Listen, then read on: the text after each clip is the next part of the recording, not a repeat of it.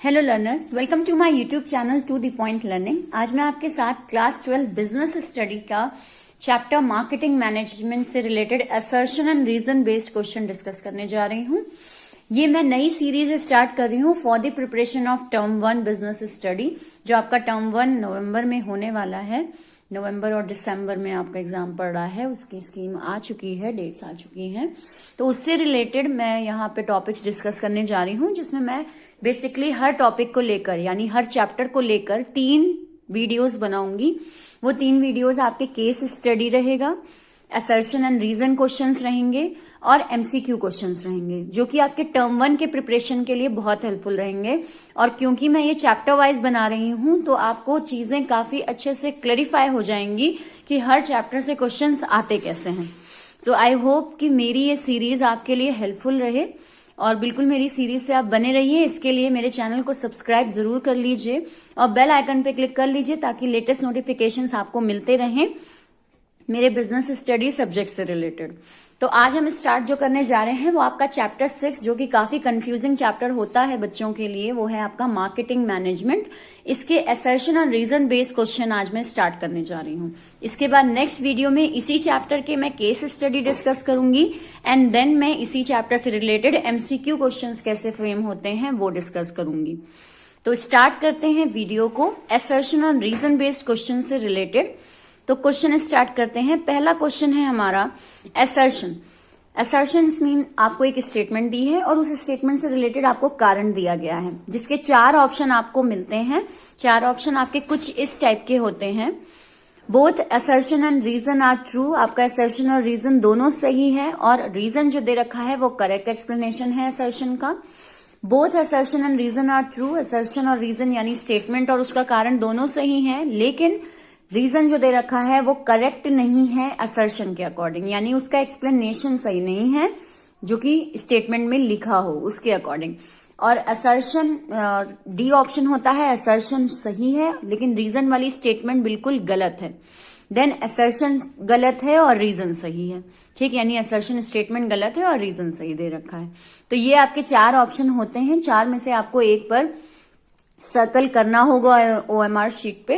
तो स्टार्ट करते हैं क्वेश्चन से। क्वेश्चन नंबर 11 यहाँ पे स्टार्ट करते हैं, जो कि आपका है the design of the product contributes to making the product attractive to target customers. ठीक, दोबारा से, the design of the product contributes to making the product attractive to target customer. हम प्रोडक्ट को डिजाइन करते हैं ताकि हम प्रोडक्ट को अट्रैक्टिव बना सकें, ताकि हम टारगेट कस्टमर की ओर अपने प्रोडक्ट को पेश कर सकें या टारगेट कस्टमर को अट्रैक्ट कर सकें अपने प्रोडक्ट के जरिए। इसका कारण हमें दे रखा है when we plan to buy a motorbike. जब हम मोटर बाइक खरीदने की प्लानिंग करते हैं तो उसमें हम उसके फीचर्स देखते हैं, जैसे कि कॉस्ट और माइलेज। कॉस्ट और माइलेज फीचर को हम देखते हैं। अब अगर मैं बात करूं तो आपके यहाँ पे असर्शन आपको सही दे रखा है, ये स्टेटमेंट सही है कि हम प्रोडक्ट को अट्रैक्टिव दिखाते हैं अपने डिजाइन के थ्रू, ठीक, ताकि कस्टमर से खरीदे। लेकिन इसका जो रीजन हमें दे रखा है वो स्टेटमेंट ही गलत है। हम जब मोटर बाइक खरीदते हैं तो केवल हम फीचर्स ही नहीं देखते हैं उसके, हम उसके डिजाइन को भी देखते हैं कि मतलब अट्रैक्टिव दिख रही है बाइक का डिजाइन क्या है, वो बहुत ज्यादा इंपॉर्टेंट आपके लिए रहता है। केवल हम उसकी कॉस्ट या उसके माइलेज पे ध्यान नहीं देते हैं, और अदर चीजें भी हैं जिन पर हम ध्यान देते हैं। तो यहाँ पे आपका सही ऑप्शन क्या रहेगा? सी रहेगा, यानी असर्शन सही है बट रीजन स्टेटमेंट गलत है। देन आते हैं 12 क्वेश्चन पे। Standardisation reduces the need for inspection. Standardisation अगर हम अपने यहाँ करते हैं ऑर्गेनाइजेशन में, यानी कि एक स्टैंडर्ड बना लेते हैं प्रोडक्ट का कि सारे प्रोडक्ट इसी तरीके से होंगे, एक स्टैंडर्ड सेट करके हम काम करते हैं, तो ये हमारे इंस्पेक्शन, टेस्टिंग और इवैल्यूएशन के काम को कम कर देता है। ठीक, फिर हमें इन तीनों में इतना टाइम नहीं लगाना पड़ता अगर स्टैंडर्डाइजेशन हम फॉलो कर रहे हैं। ये असर्शन दिया है। रीजन इसका दे रखा है, standardisation ensures the buyer that goods conform to the predetermined standards of quality, price, packaging etcetera. Standardisation का मतलब, यानी स्टैंडर्डाइजेशन ये इंश्योर करता है कि बायर के पास जो प्रोडक्ट जा रहा है, जो गुड्स जा रहा है, उसका एक प्री डिटरमाइंड यानी ऑलरेडी तय एक स्टैंडर्ड क्वालिटी होनी चाहिए, प्राइस होना चाहिए और पैकेजिंग होना चाहिए। अगर मैं बात करूं तो आपका ये स्टेटमेंट और रीजन बिल्कुल सही दे रखा है। हमने ऊपर स्टैंडर्डाइजेशन के बारे में बताया है, नीचे स्टैंडर्डाइजेशन का मीनिंग बताया है। So correct answer will be option A. Next आते हैं, packaging has become so important in modern days marketing that it is considered as one of the pillar of marketing. आजकल के जमाने में पैकेजिंग इतना इम्पॉर्टेंट हो गया है कि वो एक तरीके से पिलर बन गया है मार्केटिंग का, एक सॉलिड स्तंभ बन गया है मार्केटिंग का। रीजन इसका हमें दे रखा है, packaging is important not only for protection of the product but also serve as a promotional tool. Packaging हम केवल इसलिए नहीं करते हैं कि हमें गुड्स को प्रोटेक्ट करना है, बल्कि हम इसलिए भी करते हैं कि वो एक प्रमोशनल टूल है। अगर मैं बात करूं तो ये भी आपका सही है। ऊपर भी हम पैकेजिंग की बात कर रहे हैं और उससे रिलेटेड हमने बताया कि वो एक मार्केटिंग का जरूरी पिलर है, और नीचे हमने उसी का कारण दिया है कि क्यों ये मार्केटिंग का पिलर है, क्योंकि प्रमोशनल टूल की तरह वर्क करता है। So your answer will be option A. Then आते हैं 14th नेक्स्ट क्वेश्चन पे, a very important decision area for marketing is of most consumer product is whether to sell the product in its generic name. यानी कि marketing में एक बहुत जरूरी decision लेना होता है कि हम प्रोडक्ट को उसके जेनेरिक नेम उसका सेट करें, यानी उसका जेनेरिक नेम डिसाइड करें, जैसे कि बजाज फैन, और उसको हम सेल भी करें ब्रांड नेम पर, जैसे कि फैन। ठीक, यानी जेनेरिक नेम को इन्होंने दिया है बजाज फैन और उसका ब्रांड नेम इन्होंने रखा है फैन। इनके अकॉर्डिंग ये होता है इसका मीनिंग। रीजन देखते हैं इसका, brand name help in creating product differentiation. अब अगर इस क्वेश्चन में हम बात करें तो ये रीजन इसका सही दे रखा है कि ब्रांड नेम क्या क्रिएट करता है, प्रोडक्ट को डिफरेंट दिखाता है। ब्रांड की वजह से हम प्रोडक्ट को डिफरेंशिएट कर पाते हैं कि हाँ भाई ये लक्स है तो ये सिंथॉल है, राइट, ये सही है। लेकिन अगर हम ध्यान दें तो असर्शन की स्टेटमेंट में ये गलत दिया हुआ है। जेनेरिक नेम का मतलब क्या होता है, आप जो प्रोडक्ट बेच रहे हैं वो किस जीन का है, यानी बेसिकली वो प्रोडक्ट है क्या, वो फैन है। ठीक है, प्रोडक्ट है, गुड्स है हमारा, फैन जेनेरिक नेम कहलाएगा। और जब हम उस फैन को एक ब्रांड दे देंगे, जैसे बजाज फैन कह देंगे, तो वो बजाज एक ब्रांड है जिसको हम क्या कहते हैं, ब्रांड नेम कहते हैं। तो अगर हम ध्यान दें तो यहाँ इन्होंने उल्टा कर दिया है, इन्होंने जेनेरिक नेम को बजाज फैन बोला है और ब्रांड नेम को इन्होंने फैन बोला है, तो ये गलत चीज है। तो स्टेटमेंट आपका असर्शन गलत हो गया है, केवल रीजन सही है। So your answer will be D option. Okay, next आते हैं, the demand for a product और services is related to its price. एक डिमांड जो है प्रोडक्ट की या सर्विस की, वो बहुत कुछ तय करता है उसकी प्राइस के अकॉर्डिंग। ठीक है, जैसी प्राइस होती है उस हिसाब से डिमांड भी आपकी अप डाउन होती है।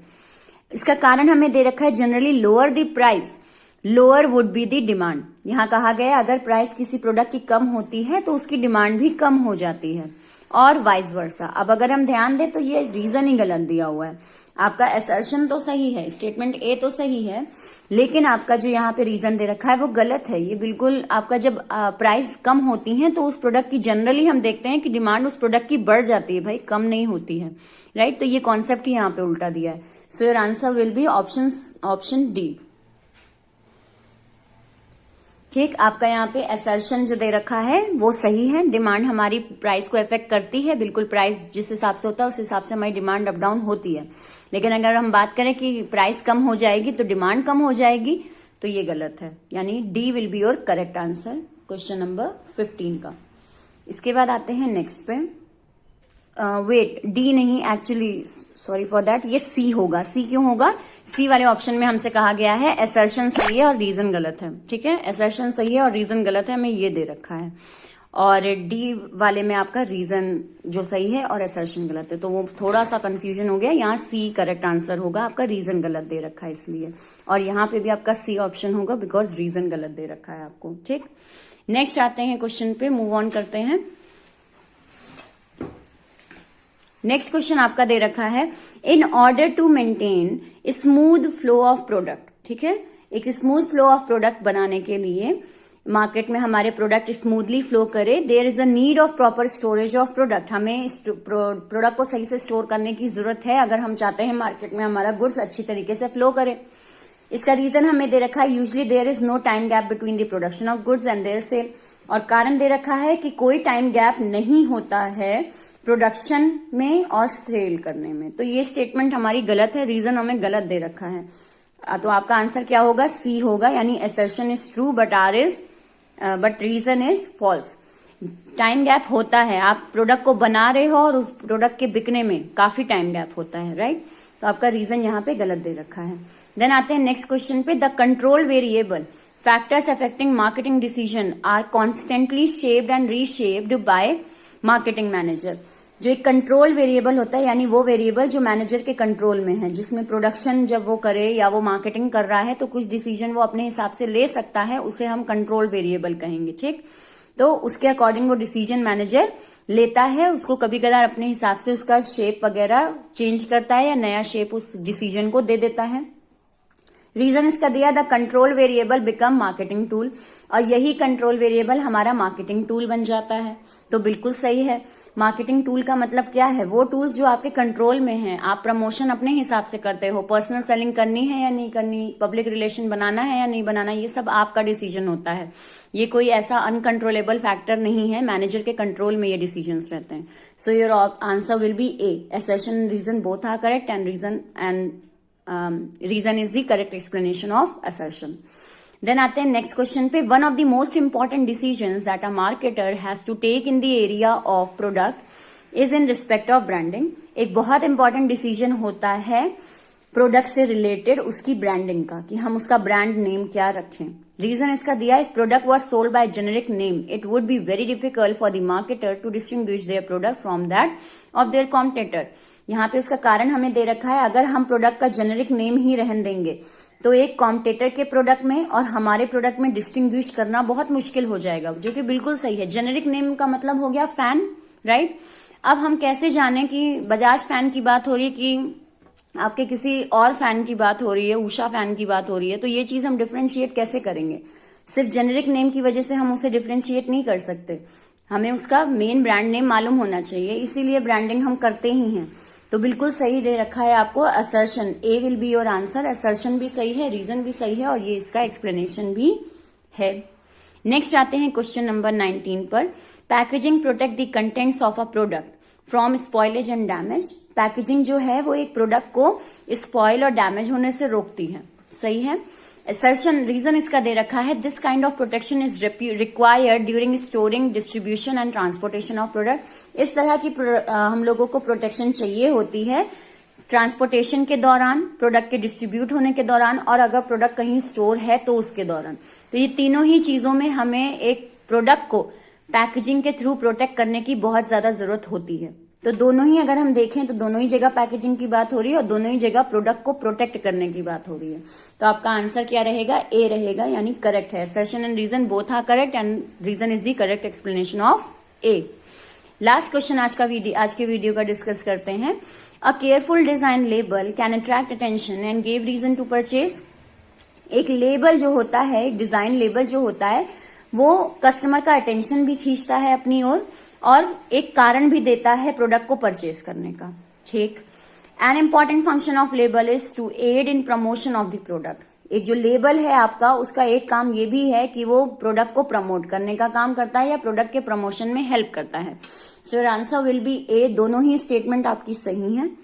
ठीक, ऊपर भी हमने डिजाइन और लेबल की ही बात की है, मतलब लेबलिंग हमें करनी चाहिए, वो रीजन ऑफ परचेज होता है, एक तरीके से अटेंशन अट्रैक्ट करता है, और नीचे भी हमने उसको यही बताया है कि वो एक प्रमोशन टूल की तरह वर्क करता है। सो दोनों ही चीजें आपकी सही है। Option A will be your correct answer. So आज हमने आपके साथ ये 20 क्वेश्चंस डिस्कस किए हैं। आई होप आपको समझ में आया हो वीडियो। अगर आपको कहीं कोई कंफ्यूजन है, कोई क्वेरी है, तो कमेंट सेक्शन में जरूर लिखें।